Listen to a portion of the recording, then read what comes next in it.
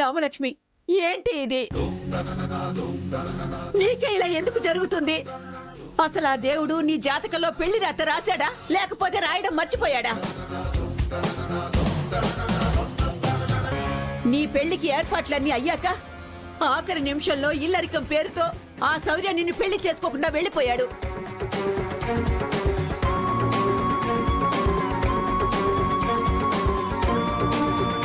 ఈరోజు ఇంట్లో మనిషితోనే పెళ్లి జరుగుతుందిలే అనుకుంటే 24 గంటలు కూడా అవ్వకముందే ఆ శ్రీనుగాడు ఆఖరి నిమిషంలో నీ మెళ్ళో తాళి కట్టకుండా పీట్ల మీద నుంచి మాయమైపోయాడు.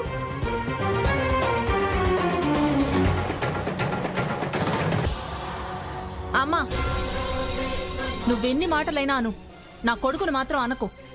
ఇంకెవరిననాలి? దీన్ని చేసుకుంటానని మాటిచ్చి ఇంతలోనే మనల్ని మాయ చేసి తాళి కట్టేసి వచ్చిన వాడిని ఏమనాలే? అదే చెప్తున్నా, నా కొడుక్కి మాయలు మంత్రాలు తెలియవు. అన్నయ్యని అభిమానించడమే తెలుసు.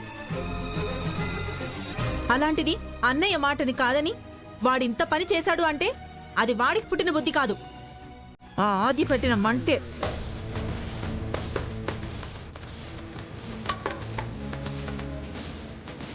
నానమ్మ, అత్తయ్య, నాకు రాసి పెట్టలేదేమో, అందుకే ఇలా జరిగింది. నా వల్ల మీరిద్దరూ ఒకరినొకరు మాటలు అనుకోవద్దు.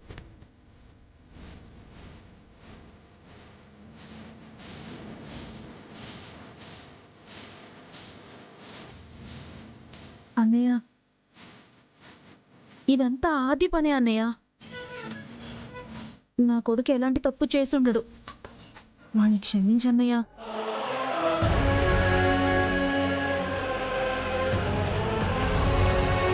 పద్మం, అన్యాయంగా మాట్లాడుకో. శ్రీని గారిని మాత్రం క్షమించాలా, ఆజ్ఞని శిక్షించాలా? ఇదెక్కడి న్యాయమే?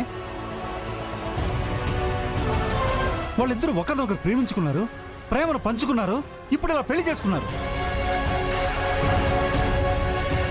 అది నీకు తప్పు అనిపిస్తే ఇద్దరిని కలిపి శిక్షించాలి గాని నా కొడుకును మాత్రం క్షమించాలి అంటే పాపం అవుతుంది.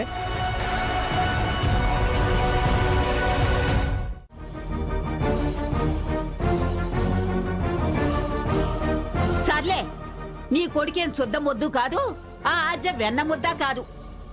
ఇద్దరు కలిసి పరువు తీశారనే కదా అక్కడే వదిలించుకొచ్చింది. ఇంకా వాళ్ళ గురించి మాట్లాడతారేంటి? వదిలేయండి.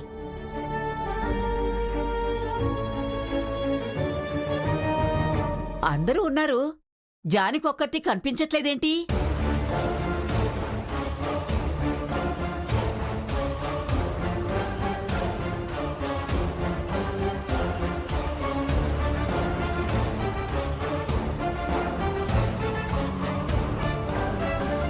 అదేంటి అక్క మనతో పాటు రాకుండా వెనకొస్తోంది?